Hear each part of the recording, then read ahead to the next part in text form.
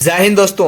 आज के इस वीडियो में हम आपको बताएंगे कि फॉर्म नंबर 8 कैसे भरते हैं। यानी कहने का अर्थ हुआ कि आपके वोटर आईडी कार्ड में कुछ भी गलत हो गया हो, जैसे कि नाम में, लिंग में, जन्म तारीख में, आयु में, नाते का प्रकार, जैसे कि मान कर रखिए आपका पति का जगह पर पिता हो गया है, नामदार का नाम, पता, मोबाइल संख्या यानी मोबाइल नंबर, फोटो, कोई भी प्रॉब्लम हो गया हो तो इस फॉर्म के सहायता से आप सही कर सकते हैं। तो इस फॉर्म को कैसे भरेंगे वो मैं आपको बताने वाला हूं, तो इस वीडियो को आप पूरा देखिएगा ताकि आपको समझ में आ जाएगा। ठीक है, तो मैं सबसे पहले आपको बता देना चाहता हूं कि इस वीडियो में मैं आपको यह बताऊंगा कि सबसे ध्यान समझिए कि फॉर्म भरने के बाद डॉक्यूमेंट क्या क्या लगेगा। ठीक है, उसके बाद मैं आपको समझाता हूं कि कितने समय में सही हो जाता है। ठीक है, उसके बाद मैं आपको बताऊंगा कि कैसे पता चलेगा कि सही हुआ या नहीं। तो सब कुछ इस वीडियो में मैं आपको बताऊंगा, इस वीडियो को आप पूरा देखिए। ठीक है, तो सबसे पहले यहां पर ध्यान समझिएगा, ये फॉर्म आपको बीएलओ के अनुसार मिल जाएगा। ठीक है, और जमा कहां करना है वो भी मैं आपको बताऊंगा कि बीएलए को जमा करना है कि ईआरओ को, सीएससी को, ये सब क्या होता है सब कुछ इस वीडियो में बताऊंगा आपको। ठीक है, चलिए सबसे पहले ये फॉर्म आपको क्या भरना है, कैसे, ध्यान समझिए। ये फॉर्म आपको ऑनलाइन गूगल पर मिल जाएगा, सर्च करेगा तो आपको वेबसाइट पे मिल जाएगा। यहां पर लिखा है, ध्यान समझिएगा, सेवा में, यहां पर प्रारूप संख्या में कुछ नहीं भरना है आपको। यहां पर लिखा है कार्यालय द्वारा भरा जाएगा। ठीक है, तो यहां पर कुछ नहीं भरिएगा। यहां पर लिखा है निर्वाचन राष्ट्रीयकरण ऑफिस। ठीक है, इसमें कुछ नहीं करना है। यहां पर संख्या और विधानसभा निर्वाचन क्षेत्र संख्या, निर्वाचन क्षेत्र संख्या यहां पर आपको भर देना है और निर्वाचन क्षेत्र संख्या का नाम भर देना है, या यहां पर लिखा है संख्या और संसदीय निर्वाचन क्षेत्र का नाम।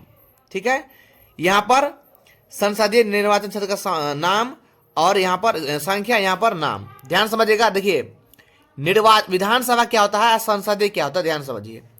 विधानसभा का मतलब होता है, ध्यान समझिएगा, जो विधायक वाला चुनाव होता है, यानी कि मुख्यमंत्री वाला जो चुनाव होता है उसे विधानसभा कहते हैं।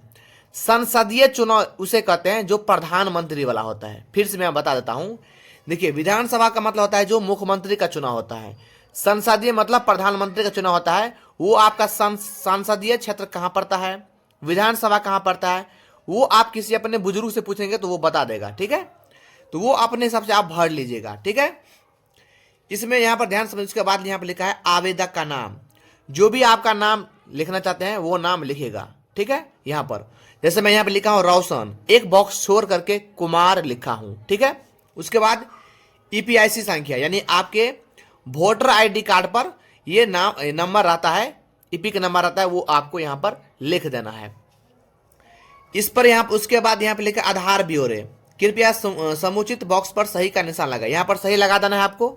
ठीक है, उसके बाद आधार कार्ड यहां पर अपने हिसाब से भर दीजिएगा। ठीक है, चलिए उसके बाद यहां पर जिसके पास आधार संख्या नहीं है तो आप इसमें टिक मारेंगे। ठीक है, ख में। उसके बाद यहां पर मोबाइल नंबर भर देना है आपको। उसके बाद यहां पर मोबाइल नंबर भरने के बाद यहां पर लिखा है पिता माता किसी अन्य आधार का मोबाइल संख्या यदि उपलब्ध हो तो, अगर आपके पास मोबाइल नंबर नहीं है तो उसका मोबाइल नंबर दे सकते हैं।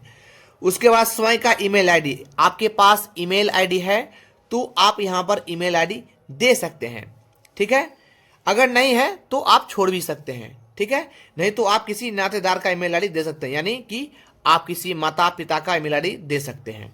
उसके बाद यहां पर लिखा है मैं निम्नलिखित हेतु आवेदन प्रस्तुत करती हूं, या निम्नलिखित में से किसी एक पर सही का निशान लगाएं। विद्यमान निर्वाचक नामावली में प्रविष्टियों का सुधार, यानी आप सुधार करना चाहते हैं तो आप 2 नंबर में टिक मार देंगे। टिक मारने के बाद इस समय कुछ नहीं करेंगे, इस सबको छोड़ देंगे। ठीक है, अगला पेज पे आ जाएंगे आप। ठीक है, ध्यान समझिएगा, इस पर आ जाएंगे। यहां पर लिखा है दूसरा में विद्यमान निर्वाचक नामावली में प्रविष्टियों का सुधार करने हेतु आवेदन। ठीक है, कृपया निर्वाचक नामावली इपिक में मेरे निम्नलिखित ब्यौरे का सुधार करें। ठीक है, ये सब पढ़ लीजिएगा आप। जैसे कि आपका नाम में, ध्यान समझिएगा, नाम में गड़बड़ है तो नाम में टिक मारेंगे, और टिक मारने के बाद आप डॉक्यूमेंट में क्या देना चाहते हैं। ठीक है, तो आप डॉक्यूमेंट जैसे आधार कार्ड देना चाहते हैं तो आधार कार्ड यहां पर लिख देंगे।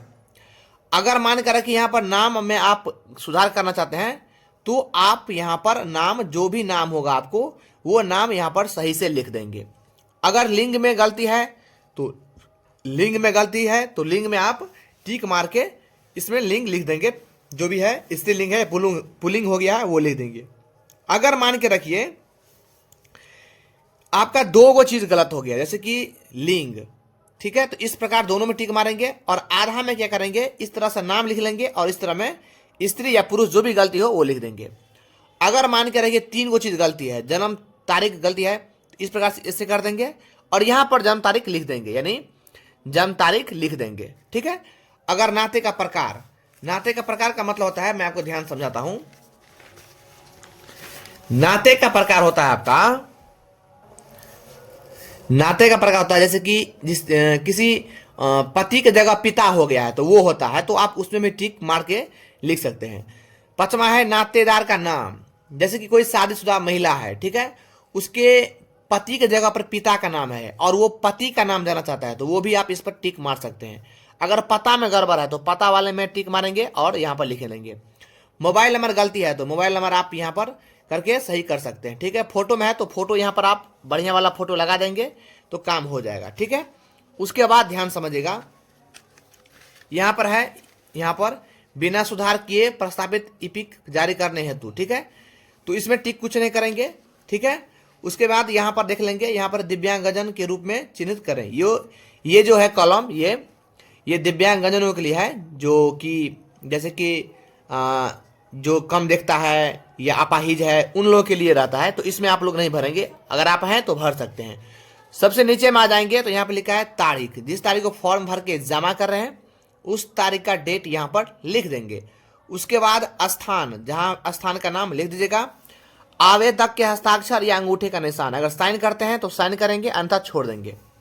देखिए यहाँ पर कुछ नहीं करेंगे, आवेदन के लिए अभिस्वीकृति रसीद, यहाँ पर कुछ नहीं करेंगे, ये आपको छोड़ देना है, ठीक है।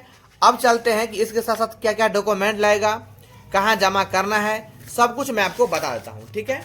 देखिए कहाँ जमा करें, ध्यान समझिएगा, कहाँ जमा करें। 3 जगह जमा होता है। एक होता है BLO यानी बूथ लेवल ऑफिसर, ठीक है, ये होता है आपके गांव में होता है, जो कि गांव में आपका कर्मचारी जैसे होता है, या स्कूल में जो प्राथमिक स्कूल होता है वहां पर भी जमा होता है, वहां के टीचर लोग आते हैं गांव में, ठीक है। अगला होता है ERO यानी इलेक्ट्रल रजिस्ट्रेशन ऑफिसर, ठीक है। ये क्या होता है ध्यान समझिए, ये SDM ऑफिस में या ब्लॉक ऑफिस में होता है, ठीक है। अगर आपको अर्जेंट में करेक्शन कराना है, जैसे मान कर रखिए कि जल्दबाजी में आपको सही करवाना है, तो अब आप क्या करेंगे, ब्लॉक में जाएंगे SDM ऑफिस के पास, तो ये काम हो जाएगा, ठीक है। उसके बाद आता है CSC यानी कॉमन सर्विस सेंटर, जैसे हम लोग डिजिटल सेवा कहते हैं, ठीक है, ये जन सेवा के अंदर होते हैं, ठीक है। ऑनलाइन ऑफलाइन दोनों काम करवा देते हैं यहाँ पर, ठीक है, यहाँ पर दोनों होता है। ये चार्ज ले सकते हैं, बिल्कुल ले सकते हैं, ये कुछ चार्ज लेते हैं, ठीक है। अब क्या क्या डॉक्यूमेंट लगेगा इसमें, ठीक है, पुराना वोटर ID का फोटोकॉपी, आधार कार्ड या राशन कार्ड का फोटोकॉपी, मार्कशीट का फोटोकॉपी, आप कोई भी एक दे सकते हैं, ठीक है, दोनों में तीनों में से कोई एक, आधार कार्ड या राशन कार्ड या मार्कशीट का कोई भी फोटोकॉपी दे सकते हैं। एक फोटो आपको लगेगा ही लगेगा, ठीक है। हो सके तो आप पैन कार्ड भी दे सकते हैं, ठीक है, पैन कार्ड, ठीक है।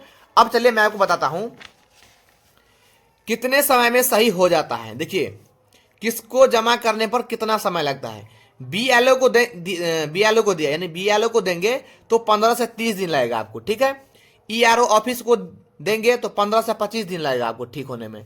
CSC से अप्लाई करेंगे यानी जो ऑनलाइन होता है वो 20 से 30 दिन में कर देगा। तो लमसम एक ही बात तीनों हो जाता है। तो इन तीनों में से जो सुविधा आपको पड़े वहां से आप करा सकते हैं, ठीक है। कैसे पता चलेगा कि सही हुआ है नहीं, यानी आपको जो सुधार किए हैं कैसे पता चलेगा कि सही हुआ है कि नहीं, तो इसके लिए वेबसाइट है एक NVSP वेबसाइट, उस पर फॉर्म नंबर 8 स्टेटस दिया जाता है, ठीक है। और स्टेटस में लिखा रहता है अप्रूव्ड या एक्सेप्टेड, ये लिखा होता है, ठीक है। नहीं तो आप BLO से पता कर सकते हैं वहां पर आपका एक्सेप्टेड हुआ है कि नहीं, ठीक है। तो इस प्रकार से करेंगे काम तो आपका सही हो जाएगा, ठीक है। तो आप यहाँ पर मैं आपको बता दिया कि फोटो भी लगता है यहाँ पर, वो फोटो डाल लीजिएगा। इसी प्रकार से फॉर्म भरेंगे तो आपका काम हो जाएगा। वीडियो अच्छा लगा हो तो लाइक करना, चैनल को सब्सक्राइब जरूर करना। मिलते हैं अगले वीडियो में, तब तक जय हिंद जय भारत।